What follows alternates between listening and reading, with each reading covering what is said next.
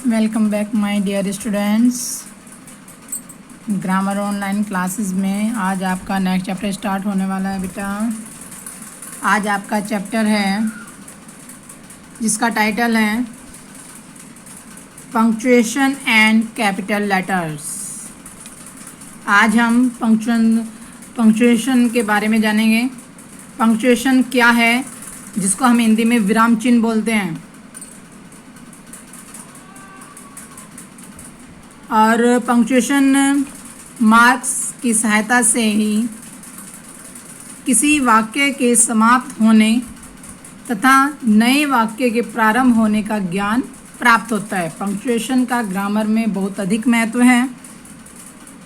ठीक है, punctuation marks के प्रयोग से भाषा को सरल बनाया जा सकता है समझने के लिए भी, और अगर इसका हम अशुद्ध प्रयोग करते हैं, यदि पंक्चुएशन का हम अशुद्ध प्रयोग करते हैं तो उस वाक्य का अर्थ बदल जाता है। अगर कोमा हमने सही जगह की बजाय अगर गलत जगह लगा दिया तो उसका जो मीनिंग है वो बिल्कुल अलग हो जाएगा।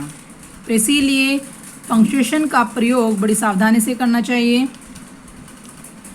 अब देखिए बेटा, जो पंक्चुएशन है सबसे पहले आता है उसमें फुल स्टॉप। इंग्लिश में हम फुल स्टॉप बोलते हैं और हिंदी में उसको क्या बोलते हैं,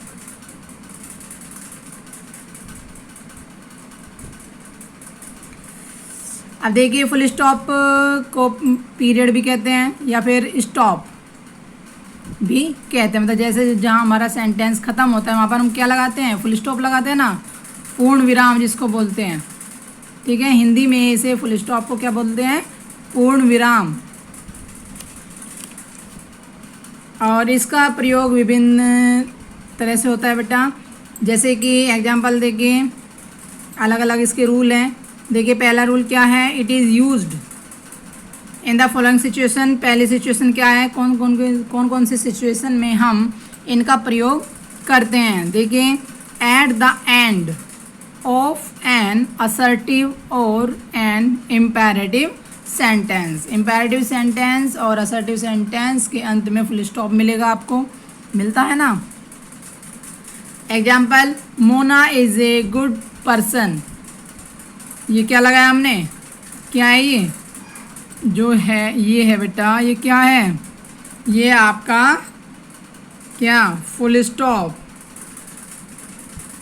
फुल स्टॉप, पूर्ण विराम, पूर्ण विराम। फिर नेक्स्ट पॉइंट है आफ्टर एब्रीविएशंस। जैसे कि संक्षिप्त रूप वाले शब्दों के साथ भी हम फुल स्टॉप का प्रयोग करते हैं। जैसे कि MA, जैसे शॉर्ट फॉर्म में लिख देते हैं MA, BA, MP, MLA, SDO। तो इन सब के बीच में आपको क्या मिलेगा, हर जगह आपको फुल स्टॉप, हर लेटर के बाद में फुल स्टॉप मिलेगा। तो इस तरह भी फुल स्टॉप का यूज किया जाता है। नेक्स्ट पॉइंट है बेटा, बिटवीन नंबर्स टू डिनोट ए दशमलव फ्रैक्शन। जैसे संख्या होती है और उस संख्या के बीच में पॉइंट लगाया जाता है, दशमलव लगाया जाता है, तो वो दशमलव किस तरह से है, जैसे फुल स्टॉप होता है उसी तरह होते हैं ये। तो इस तरह से फुल स्टॉप लगाया जाता है। 3 पॉइंट वो क्या है, फुल स्टॉप का 85, 109 जो फुल स्टॉप लगा दिया, फिर 99 etc। अब जो हमारा नेक्स्ट पंक्चुएशन है वो कौन सा है, द कोमा। अब देखिए, कोमा का पंक्चुएशन में बहुत महत्व है, और comma is use to separate, अलग अलग तरीके से इसका यूज किया जाता है। पॉइंट 1 देखते हैं। देखिए, 3 और more words of the same part of speech. Example, I want to visit, मैं मिलना चाहता हूँ, किन किन से। अब आगे इसमें हम जो लिखेंगे हम कोमा लगा करके ही लिखेंगे। जैसे कि visit my aunt, uncle, younger brother and grand aunt, मतलब इन सब से वो मिलना चाहता है। तो जब हम इतने सारे नाउन का प्रयोग करेंगे तो हम धीरे कॉमा लगा करके यूज करते हैं। नेक्स्ट है words, phrases and clauses in a sentence. यदि किसी सेंटेंस में, किसी वाक्य में वर्ड्स, फ्रेजेस और क्लोजेज होते हैं तो वहाँ पर भी हम कॉमा लगाया जाता है। जैसे कि the teacher however did not scold the students. दो हमने द टीचर के बाद में क्या लगाया और हाउएवर से पहले हमने कॉमे का प्रयोग करा ना।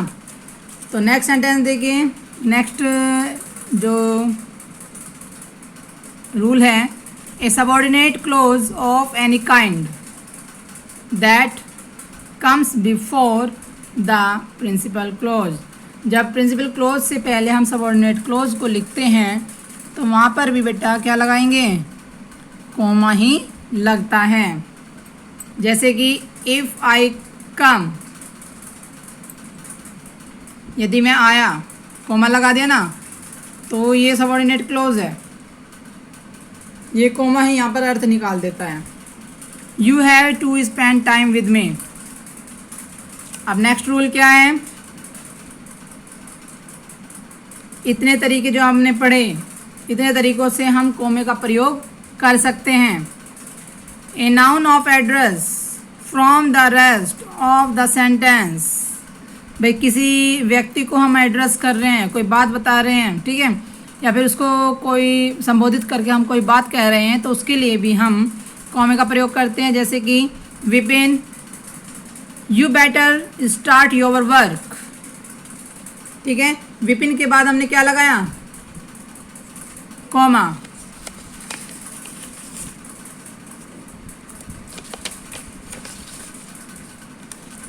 अब आगे आते हैं बेटा, नेक्स्ट रूल है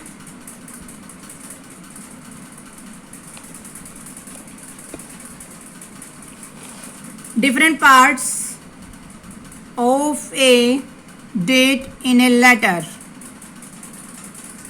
लेटर में जैसे हम डेट लिखते हैं तो उसके बीच में भी हम क्या लगाते हैं, जैसे भाई महीना लिखा तो उसके बाद अगर हम 30 अप्रैल इतना सन, तो इस तरह से क्या लगाते हैं, हम कॉमा लगाते हैं ना बीच में। 30 अप्रैल के बाद हम कॉमा लगाएंगे। तो इस तरह से हम कॉमे का प्रयोग करते हैं different parts of an address. जैसे किसी का एड्रेस लिखते हैं तो एक एक चीज़ बताने के बाद हम कॉमे का प्रयोग करते हैं। A question tag from the main sentence.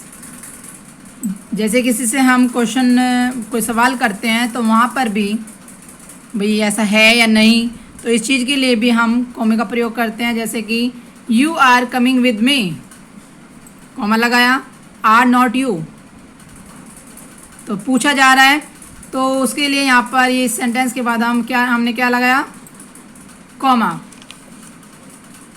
अब नेक्स्ट आता है बेटा हमारा पंक्चुएशन, सेमीकोलन। सेमीकोलन देखिए, semicolon indicate a pause longer than A comma. भाई कॉमा लगा दिया, वो बिल्कुल थोड़ी देर के लिए है, लेकिन सेमीकोलन थोड़ा हम रुक कर कोई बात कहनी हो तो वहाँ पर थोड़ा रुका जाएगा। ठीक है बेटा, पॉज एक तरह से पॉज बन जाता है वहाँ पर थोड़ी देर के लिए। Longer than a comma but shorter than a full stop, लेकिन फुल स्टॉप से थोड़ा कम। बिल्कुल रुकना नहीं है, थोड़ा विराम दिया जाता है, पूर्ण विराम नहीं, अल्प विराम जैसे होता है। द क्लोजेज ऑफ ए, अब देखिए बेटा कि कहाँ पर इसका यूज होता है। The clauses of a compound sentence, जो कंपाउंड सेंटेंस के क्लोजेज हैं when they contain a comma. ठीक है, देखिए example, the enchanting eloquent speech came to an end and there was absolute silence for a few moments।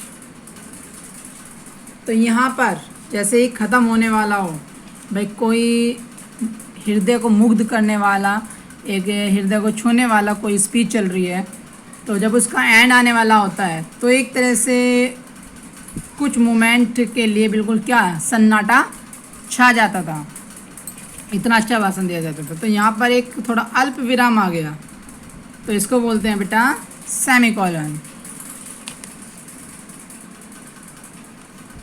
अब next है बेटा the colon, जहाँ पर जैसे उसमें तो एक डॉट होती थी नीचे कोमा, लेकिन इसमें जो इसका चिन्ह है ये वाला, दोनों जैसे दो फुल स्टॉप होते हैं, इस तरह का इसका चिन्ह होता है।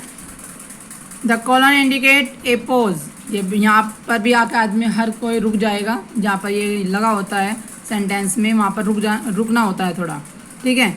Longer than the one indicate bye A semicolon, लेकिन ये सेमीकोलन से थोड़ा और ज़्यादा एक लंबा विराम होता है।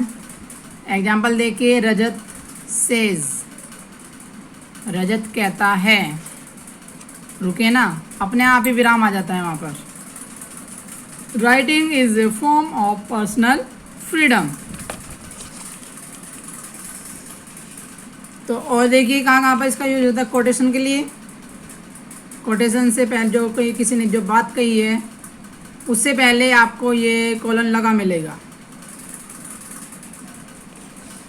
आप देखिए कोई लिस्ट तैयार होती है, किसी चीज़ की हमें लिस्ट बतानी है, तो वहाँ पर भी उस लिस्ट को बताने से पहले तो आपको क्या मिलेगा, कॉलन का चिन्ह मिलेगा।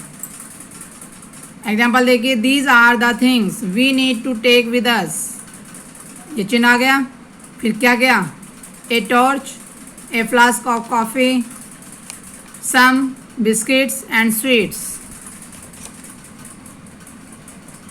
एन एग्जाम्पल, एग्जाम्पल देने के लिए एग्जाम्पल क्या है, my extra curricular activities are. अब एक्टिविटीज़ बताई जाएगी, उससे पहले क्या आएगा, कॉलन का चिन्ह। प्लेइंग बैडमिंटन और debating, singing, reading and writing poetry, ठीक है।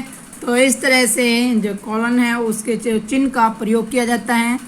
अन्य और भी पंक्चुएशन है, उसको हम कल की क्लास में करेंगे बेटा। आज की क्लास में इतना ही, जितना आपको कराया गया है उतना अच्छे से रिवाइज भी करना और नोट डाउन भी करना है। Thank you.